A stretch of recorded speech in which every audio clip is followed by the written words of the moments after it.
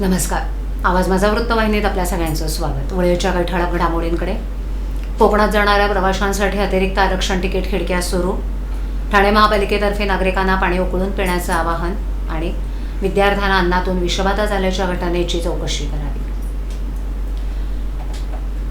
आगामी गौरी गणपती उत्सवासाठी कोकणात जाणाऱ्या चाकरमान्यांचा प्रवास अधिक सुलभ आणि सुखकर व्हावा यासाठी खासदार नरेश म्हस्के यांच्या मागणीची दखल घेत मध्य रेल्वे प्रशासनानं ठाणे रेल्वे स्थानकाजवळील आरक्षण केंद्रात फक्त कोकणात जाणाऱ्या प्रवाशांसाठीच 2 अतिरिक्त आरक्षण तिकीट खिडक्या सुरू केल्या आहेत. 11 ते 31 जुलै दरम्यान या खिडक्या कार्यान्वित राहणार आहेत. या सेवेचा शुभारंभ 11 जुलै रोजी खासदार नरेश म्हस्के यांच्या हस्ते संपन्न झाला. कोकणवासियांनी या सेवेचा मोठ्या संख्येनं लाभ घ्यावा असं आवाहन यावेळेला खासदार नरेश म्हस्के यांनी केले. गणेशोत्सवात कोकणात जाणाऱ्या चाकरमान्यांचा प्रवास सुखकर होण्यासाठी खासदार नरेश म्हस्के प्रयत्नशील असतात. गतवर्षीप्रमाणे यावर्षीही त्यांच्या पाठपुराव्यामुळे गणेशोत्सवानिमित्त ठाणे रेल्वे स्थानकातील आरक्षण केंद्रात कोकण रेल्वेच्या तिकिटांसाठी 2 अतिरिक्त खिडक्या सुरू झाल्यात. खिडक्यांची संख्या वाढल्यानं गणेश भक्तांची वेळ आणि रांगेत उभे राहण्याची दमछाक कमी होणार आहे. मतदारसंघातील कोकणवासीय बांधवांनी केलेल्या मागणीचा सातत्यानं पाठपुरावा केल्यानंतर रेल्वे प्रशासनानं सावंतवाडी स्थानकावर 3 प्रमुख गाड्यांचा थांबा देण्याची मागणी मान्य केली आहे. ट्रेन मंगलोर एक्सप्रेस, राजधानी एक्सप्रेस, गरीब रथ एक्सप्रेस या गाड्या लवकरच सावंतवाडी स्थानकावर थांबणार आहेत. या महत्त्वपूर्ण निर्णयाबद्दल खासदार नरेश म्हस्के यांनी रेल्वे प्रशासन आणि केंद्रीय रेल्वे मंत्री अश्विनी वैष्णव यांचे जाहीर आभार मानले. ठाणे स्थानकावरील प्रवाशांच्या सोयीसाठी आणि पावसाळ्यातील समस्येवर कायमस्वरूपी तोडगा काढण्यासाठी अनेक विकास कामं वेगानं पूर्ण केली जात आहेत. दरवर्षी पावसाळ्यात ठाणे स्थानकात साचणाऱ्या पाण्याच्या समस्येवर मात करण्यासाठी भूमिगत मायक्रो टनेलचं काम पूर्ण झालंय. त्यामुळे यंदाच्या पावसाळ्यात ठाणे स्थानक परिसरात कुठेही पाणी साचलं नाही. ही ठाणेकरांसाठी अत्यंत समाधानकारक बाब आहे. प्लॅटफॉर्म क्रमांक 5 आणि 6 वर नवीन एक्सेलेटरचं काम सुरू असून ते लवकरच प्रवाशांच्या सेवेत दाखल होतील. तसंच प्लॅटफॉर्म क्रमांक 1 आणि 2 वरील सार्वजनिक प्रसाधनगृहांचं नूतनीकरणाचं काम वेगानं सुरू आहे, अशी माहिती खासदार नरेश म्हस्के यांनी माध्यमांना दिली. जवळजवळ 90% कोकणवासीय हे गावी जात असतात आणि त्यांचं जाण्याचं दळणवळणाचं साधन एकमेव म्हणजे रेल्वे. सगळ्यांनाच काही ऑनलाईन बुकिंग करता येत नाही आणि मग लिमिटेड खिडक्या असल्यामुळे तासनतास रांगेमध्ये उभं राहावं लागतं. याकरता मी खासदार झाल्यापासून आपण 2 अतिरिक्त खिडक्या कोकणवासियांसाठी आपण रेल्वे तिकीट बुकिंगसाठी आपण सुरू करतो आणि आज सुद्धा त्या सुरू केलेल्या आहेत. कोकणवासियांसाठी ही खुशखबर आहे. त्याचबरोबर मंगलोर एक्सप्रेस 12,133 नंबर, 12,431 राजधानी एक्सप्रेस आणि 12,201 गरीब रथ एक्सप्रेस ह्या ज्या गाड्या आहेत या सावंतवाडी या ठिकाणी थांबत नव्हत्या. आपण मागणी केली आणि आता रेल्वेने तत्वतः ह्या 3ही गाड्या सावंतवाडी स्टॉप करता मंजुरी दिलेली आहे. प्रोसिजर सुरू आहे आणि काही दिवसातच या गाड्या त्या ठिकाणी थांबतील. त्यामुळे एक मोठा आणखी एक दिलासा या मुंबईवासियांना, ठाणेकरवासियांना मिळणार आहे. छावणा स्टेशनमध्ये पाहता आपण दरवेळी पावसात पाणी तुंबत होतं आणि आपण दाखवत होता, पण मायक्रो टनेलिंग आपण सुरू केल्यामुळे काम झाल्यामुळे त्या ठिकाणी पाणी यावेळी साचलेलं नाही आहे. एक्सिलेटरची कामं सुरू आहे, स्वच्छतागृहाची कामं सुरू आहेत. वाशी रेल्वे हे सुद्धा काम कोणी करायचं, सिडकोनी करायचं का रेल्वेनी करायचं, 2008 पासून हा प्रश्न जो प्रलंबित होता तोही आपण संपवलेला आहे आणि रेल्वेने ती सर्व स्टेशन ताब्यात घ्यायला सुरुवात केलेली आहे. कामं सध्या दोघंही करतायत. वाशी रेल्वे या ठिकाणी खूप गैरसोयी आहेत, पण काही दिवसात या सिडको आणि जो रेल्वेचा असमन्वय होता त्यामुळे कामं होत नव्हती. त्या ठिकाणी सुद्धा आता कामं सुरू होतील. जास्तीत जास्त सुविधा कोकणवासियांना देण्याच्या दृष्टीने आम्ही काम करतो. सर, मात्र अतिरिक्त खिडक्या करून देखील काही कोकणवासियांना जे आहे रांगेत तात्काळात उभं राहावं लागतं, मात्र ते तात्काळात उभं राहून देखील त्यांना तिकीटं मिळत नाहीत. यांच्यासाठी काही विशेष रेल्वे सेवांची आपण मागणी पण कोकण वासियांकरता गणेशोत्सवामध्ये अतिरिक्त गाड्या सुद्धा आपण मागणी करतोय आणि तशा अतिरिक्त गाड्या सुद्धा आपण अनेक गाड्या त्यावेळी आपण सोडतोय की जेणेकरून नागरिकांना आणि प्रवाशांना त्याचा लाभ होईल. सर, मेमो जी गाडी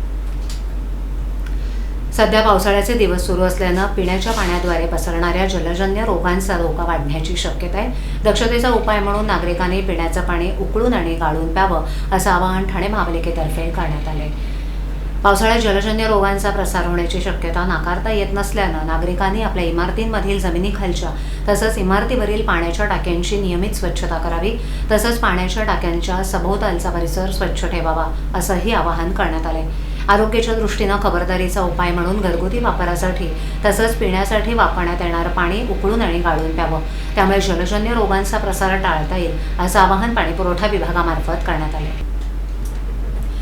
ठाणे महापालिकेच्या कार्यक्षेत्रातील वर्तकनगर येथील स्वर्गीय सुलोचना देवी सिंघानिया हायस्कूलमधील इयत्ता 3री आणि 4थीच्या सुमारे 55 ते 60 विद्यार्थ्यांना अन्नातून विषबाधा झाल्याची चर्चा दबक्या आवाजात पालकवर्गात आहे. या गंभीर घटनेची सखोल चौकशी करून जबाबदारांवर नियमानुसार कठोर कारवाई करावी, अशी मागणी ठाणे महापालिकेचे उपमहापौर कृष्णा पाटील यांनी जिल्हाधिकारी ठाणे तसंच पालिका आयुक्तांना दिलेल्या पत्राद्वारे केली आहे.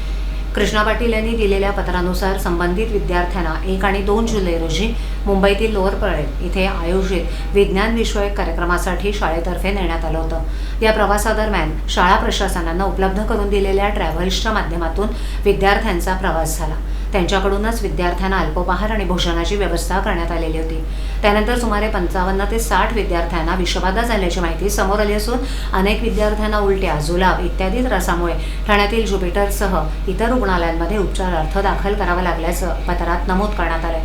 उपमहापौर पाटील यांनी या घटनेत शाळा प्रशासनानं तातडीनं जबाबदारी स्वीकारून आवश्यक ती उपाययोजना करण्याऐवजी दुर्लक्ष केल्याचा उल्लेख केलाय. तसंच विषबाधेचं नेमकं कारण काय त्यासाठी जबाबदार अधिकारी किंवा संबंधित व्यक्ती याची निष्पक्ष चौकशी करून वस्तुस्थिती जनतेसमोर आणावी, अशी मागणीही त्यांनी केली आहे. भविष्यात अशा घटना पुन्हा घडू नयेत यासाठी आवश्यक प्रतिबंधात्मक उपाययोजना करण्यात याव्यात. संबंधित शाळा प्रशासन आणि दोषींवर नियमानुसार कायदेशीर कारवाई करण्यात यावी. तसंच आवश्यक असल्यास पोलिसात गुन्हा दाखल करण्याबाबत संबंधित अधिकाऱ्यांना निर्देश द्यावेत, अशी विनंतीही त्यांनी पत्राद्वारे केली आहे. ही बाब अत्यंत गंभीर स्वरूपाची असल्यानं प्रशासनानं तातडीनं लक्ष घालून निष्पक्ष चौकशी करावी, अशी भूमिका उपमहापौर कृष्णा पाटील यांनी मांडली. कच्छ समाजाचं नवीन वर्ष म्हणून साजऱ्या होणाऱ्या आषाढी बीज निमित्त कच्छ समाजातील विविध क्षेत्रात उल्लेखनीय कार्य करणाऱ्या गुणवंतांचा गौरव करण्याच्या उद्देशानं कार्यरत असलेल्या कच्छ अस्मिता मंचातर्फे यंदाचा कच्छ पाकडी कोणाची रे हा सन्मान सोहळा बुधवारी 15 जुलै रोजी सायंकाळी 7:30 वाजता रामगणेश गडकरी रंगायतन इथे आयोजित करण्यात आलाय. हेमराज शहा यांनी 1980 पासून महाराष्ट्रासह देशभरातील विविध क्षेत्रात उल्लेखनीय कार्य करणाऱ्या कच्छ समाजातील व्यक्तींना कच्छ शक्ती पुरस्कार देण्याची परंपरा सुरू केली आहे. त्या प्रेरणेनं कच्छ अस्मिता मंचाचे अध्यक्षांनी सन 2006 मध्ये कच्छ अस्मिता मंचाची स्थापना करून कच्छ वागड समाजातील विविध क्षेत्रात यश संपादन करणाऱ्या व्यक्तीचा कच्छ पागडी देऊन गौरव करण्याचा उपक्रम सुरू केला. गेल्या 18 वर्षांहून अधिक काळ या उपक्रमाद्वारे शिक्षण, विज्ञान, उद्योग, व्यवसाय, समाजसेवा तसंच विविध क्षेत्रातील उल्लेखनीय कार्य करणाऱ्या 85 गुणवंत व्यक्तींचा सन्मान करण्यात आलाय. या सन्मानामुळे समाजातील कार्यकर्त्यांचा आत्मविश्वास वाढण्याबरोबरच समाजहिताची प्रेरणाही मिळत असल्याची भावना व्यक्त करण्यात येते. या उपक्रमाला कच्छ समाजाचा उत्स्फूर्त प्रतिसाद लाभत असून दरवर्षी यंदाचा कच्छी पगडी कोणाला याबाबत समाजात विशेष उत्सुकता निर्माण होते. यंदाच्या कार्यक्रमात मुख्यमंत्री, उपमुख्यमंत्री तसंच ठाण्याचे खासदार, आमदार, महापौर आणि अन्य मान्यवरांच्या हस्ते निवडक मान्यवरांचा कच्छ पागडी देऊन गौरव करण्यात येणार आहे. कच्छ पागडी कोणाची रे कार्यक्रमाचे आयोजन करण्यात आले आहे, काय सांगेल? कच्छ पागडी हा कार्यक्रम गेली 19 वर्ष ठाण्यात मी राबवत आहे. ठाण्यातील कच्छमध्ये राहणारे कच्छ, वागड, पटेल, भानुशाली ह्या समाजात ज्यांनी विविध क्षेत्रात उत्तीर्ण काम केला असेल त्या व्यक्तींना आम्ही कच्छी पागडी देऊन त्यांचा सन्मान करत आहोत. आत्तापर्यंत 19 वर्षात 85 लोकांना आम्ही पागडीचा सन्मान दिलेला आहे आणि ह्या वर्षी आम्ही असेच आमच्याकडे 110 अर्ज आलेले होते, त्यापैकी आम्ही 6 निवडलेले आहेत आणि त्यांना माननीय आपले राज्याचे उपमुख्यमंत्री माननीय एकनाथजी शिंदे साहेब, प्रतापजी सरनाईक, रवींद्रजी पाठक, नरेशजी मस्के, महापौर आणि निरंजन डावकरे आणि संजय केळकर हे मान्यवर उपस्थित राहणार आहे आणि यांच्या हस्ते आम्ही ह्या जे 6 जण निवडलेले आहेत त्यांना पागडी देऊन आम्ही सत्कार करणार आहोत. आणि ह्या कार्यक्रम जसा आपला दिवाळीला गुढीपाडवा आपण जसा साजरा करतो तसा आमचा कच्छचा 15 जुलै हा आषाढी बीज म्हणजे नवीन वर्ष आमचं सुरुवात होते आणि त्या नवीन वर्षाचं औचित्य साधून आम्ही ठाण्यात गडकरी रंगायत हा कार्यक्रम करत असतो. आणि ह्यावेळी बुधवार दिनांक 15 जुलै रोजी संध्याकाळी 7:30 वाजता भर दिमागात हा कार्यक्रम सुरू होणार आहे. सर, हा कार्यक्रम ठाणे पश्चिमेतील ब्रह्मांड परिसरातील आझादनगर येथील मद्रास शाळेत शुक्रवारी दुपारी घराच्या गॅलरीचा काही भाग कोसळून झालेल्या दुर्घटनेत 12 वर्षाच्या मुलाचा मृत्यू झालाय, तर त्याची आई आणि लहान भाऊ गंभीर जखमी झालेत. जखमींवर रुग्णालयात उपचार सुरू असून प्रशासनानं खबरदारीचा उपाय म्हणून चाळीतील 3 घरं रिकामी केली आहेत. या प्रकरणी कापूरबोडी पोलीस ठाण्यात गुन्हा दाखल करण्यात आला. ठाणे महापालिका आपत्ती व्यवस्थापन कक्षाला दुपारी या घटनेची माहिती मिळाली. त्यानंतर अग्निशमन दल, आपत्ती व्यवस्थापन पथक, पोलीस आणि पालिकेचे अधिकाऱ्यांनी तातडीनं घटनास्थळी दाखल झाले. प्राथमिक माहितीनुसार ब्रह्मांड येथील मिशनरी चॅपल चर्च जवळील मद्रास शाळेतील तळ अधिक 1 मजली सुमारे 25 ते 30 वर्ष जुन्या घराच्या गॅलरीचा काही भाग शेजारच्या घरावर कोसळला. यावेळेला घरात 3 जण झोपले होते. ढिगाऱ्याखाली अडकल्यानं तिघेही जखमी झाले. जयकुमार जयस्वाल याला गंभीर दुखापत झाल्यानं सिव्हिल रुग्णालयात दाखल करण्यात आलं, मात्र डॉक्टरांनी त्याला मृत घोषित केलं. या दुर्घटनेत उर्मिला जयस्वाल यांच्या डोक्याला दुखापत झाली असून त्यांच्यावर टायटन रुग्णालयात उपचार सुरू आहेत. विनीत जयस्वाल याच्या डोक्यालाही दुखापत झाली असून त्याच्यावर टायटन रुग्णालयात उपचार सुरू आहेत. घटनेनंतर परिसरातील सुरक्षेचा विचार करून मद्रास शाळेतील 3 घरं तातडीनं रिकामी करण्यात आली. अग्निशमन दल आणि आपत्ती व्यवस्थापन पथकानं धोकादायक भागाला धोकापट्टी लावली असून सार्वजनिक बांधकाम विभाग, माजिवडा प्रभाग समिती आणि अतिक्रमण विभागाकडून पुढील कार्यवाही सुरू आहे.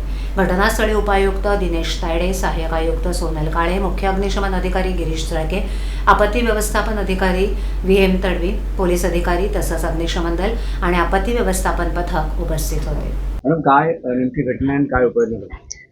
खरं तर आज पावसाने उसंत घेतल्यानंतर असं वाटलेलं की म्हणजे आम्ही निवांत होतो की आता पुढे काही दुर्घटना घडणार नाही, कारण झाडं पडण्याचं जे सत्र चालू होतं. तर खऱ्या अर्थाने आज आम्हाला असं वाटलेलं की सगळं शांत झालं आहे. पण आज ही दुर्दैवी घटना प्रभाग क्रमांक 3 मध्ये घडली. जे घरमालक आहेत ते स्वतःच्या घराचं काही रिपेरिंगचं काम करत होते आणि त्याच्यामुळे जो भाडोत्री आहे त्याच्या घरावरती तो स्लॅब पडला आणि त्याच्यात एका मुलाचा दुर्दैवी अंत झाला. 12 वर्षाचा तो मुलगा आहे आणि निष्पाप मुलाचा त्याच्यामध्ये बळी गेला. आई आणि एक छोटा मुलगा हॉस्पिटलला ॲडमिट आहेत आणि वडील मला असं वाटतं कामाला होते. आणि आता तो मलबा आपण सगळा काढलेला आहे आणि जे हँगिंग सगळं त्यांचं अँगल वगैरे होतं ते कटिंग करण्याचं काम पूर्ण झालेलं आहे. मॅडम, अशा प्रकारचे जे काही घटना घडतात कुठे प्रिकॉशन घ्यायला पाहिजे तुम्हाला वाटतं? मला असं वाटतं बघा, स्लममध्ये काम करत असताना हा अनुभव आम्हाला प्रत्येक वेळी येतो की अनधिकृत बांधकाम जे फोफावलेली आहेत त्याच्यामुळे हे सगळे प्रकार घडतात. खऱ्या अर्थाने तुम्ही जर बघत असाल तर इथे हा गल्लीचा पोर्शन आहे आणि त्या गल्लीच्या जागेवरती वाढीव बांधकाम करून ती गल्ली पॅक करण्यात आलेली आहे आणि त्याच्यावरती तो स्लॅब मारलेला आहे. कुठलेही प्रिकॉशन न घेता अँगल जे प्रॉपर आपण टाकतो आयबीम वगैरे तशा प्रकारचं कुठेही बांधकाम ते दिसत नाही. नुसतं अँगलवरती ते बांधकाम केलेलं आहे आणि त्याच्यामुळे ते जीर्ण झाले. एवढा सततचा जो 10-12 दिवसाचा पाऊस त्याच्यामुळे ती जागा पूर्ण जीर्ण झाली असेल आणि त्याचमुळे मला असं वाटतं की छोटा किरकोळ रिपेरिंगच्या टायमाला अशा प्रकारची ही घटना घडली आणि एका मुलाचा नाहक बळी गेलेला आहे. मला असं वाटतं की प्रशासनाला आता आपण सक्त ताकीद दिलेली आहे की अशा प्रकारचे जे वाढीव बांधकाम झालेले आहेत, ज्या गल्ल्या एक्वायर केलेल्या आहेत आणि जे स्लॅब अशा प्रकारचे वाढीव बांधून टाकलेले की जिथे कुठेही सपोर्ट सिस्टम नाही आहे, तर अशा ह्याच्यावरती तुम्ही ताबडतोब कारवाई करून ते काढण्यात यावे म्हणून. नौबडातील शिवानंद इमारतीमध्ये सुरू असलेल्या स्विगी इन्स्टामार्ट आउटलेटमध्ये सडलेले दुग्धजन्य पदार्थ, ब्रेड आणि अन्य खाद्यपदार्थ साठवून ठेवल्यानं परिसरात तीव्र दुर्गंधी पसरल्याचा प्रकार उघडकीस आलाय. या प्रकारामुळे नागरिकांच्या आरोग्याचा प्रश्न ऐरणीवर आला असून अन्न आणि औषध प्रशासनानं संबंधित आउटलेटवर छापा टाकून ते सील करण्याची प्रक्रिया सुरू केली. परिसरातील रहिवाशांनी या अस्वच्छतेबाबत भाजपाचे नगरसेवक संजय वाघुले यांच्याकडे तक्रार केली होती. तक्रारीनंतर नगरसेवक वाघुले आणि शिवसेनेचे पदाधिकारी किरण नागती यांनी घटनास्थळी भेट देत तातडीनं कठोर कारवाईची मागणी केली. त्यांच्या पाठपुराव्यानंतर FDAच्या अधिकाऱ्यांनी आउटलेटची तपासणी केली. तपासणी दरम्यान अन्नपदार्थांच्या साठवणुकीत आणि स्वच्छतेच्या नियमांच्या पालनात गंभीर त्रुटी आढळल्याचं समोर आलं. त्यानंतर संबंधित आउटलेट विरोधात कारवाई करत ते सील करण्याची प्रक्रिया सुरू करण्यात आली आहे, अशी माहिती नगरसेवक संजय वाघुले आणि शिवसेनेचे पदाधिकारी किरण नागती यांनी दिली. दरम्यान नागरिकांच्या आरोग्याशी खेळ करणाऱ्या अशा प्रकारांवर कठोर कारवाई व्हावी तसंच शहरातील तत्सम आस्थापनांची सखोल तपासणी करण्यात यावी अशी मागणी स्थानिक नागरिकांनी केली. प्रकरण आहे आज इथे तुम्ही आले जमले.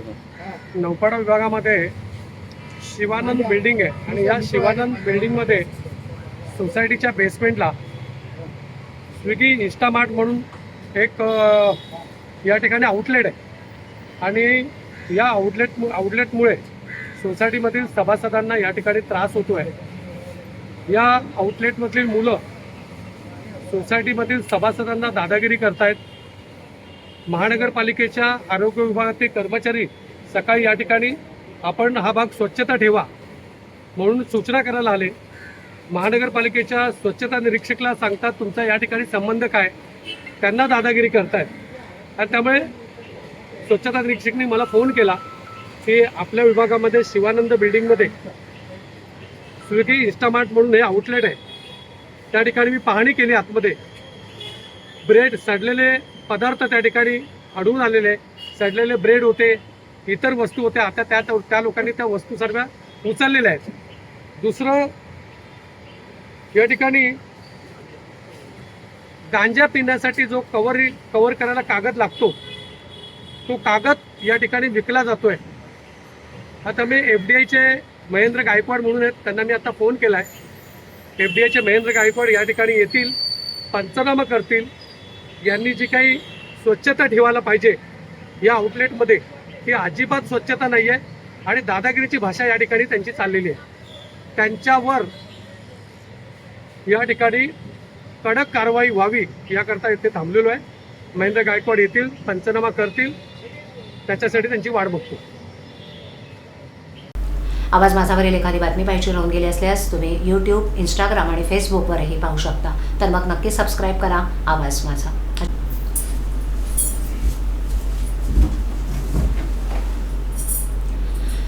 नमस्कार, आवाज माझा वृत्तवाहिनीत आपल्या सगळ्यांचं स्वागत। वेळेच्या काही ठळक घडामोडींकडे। कोकणात जाणाऱ्या प्रवाशांसाठी अतिरिक्त आरक्षण तिकीट खिडक्या सुरू। ठाणे महापालिकेतर्फे नागरिकांना पाणी उकळून पिण्याचं आवाहन आणि विद्यार्थ्यांना अन्नातून विषबाधा झाल्याच्या घटनेची चौकशी करावी।